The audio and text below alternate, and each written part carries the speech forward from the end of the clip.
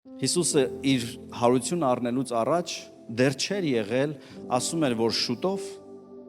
ես մատնվելու եմ ավազակների ձեռքը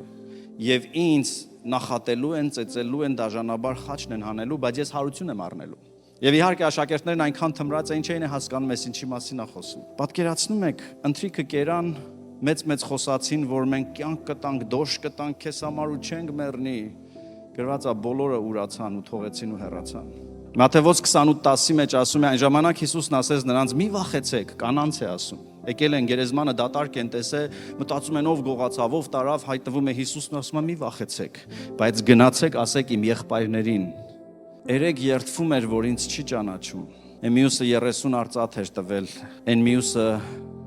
իր վերջի շորն էլ թողել էր ու փախե, որ հանկարծ չբռնվի։ Բայց Հիսուսը դեռ ասում է իմ եղբայրներին, իմոնց, ասեք իմ եղբայրներին, որ գնան Գալիլեա, նրանք այնտեղ կտեսնեն ինձ։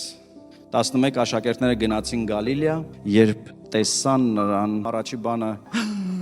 զարմացած նայում են, Հիսուսն ասում է խաղաղություն ձեզ։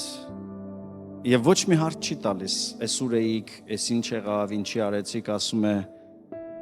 let's continue the mission։ Գնացեք ամբողջ աշխարհը։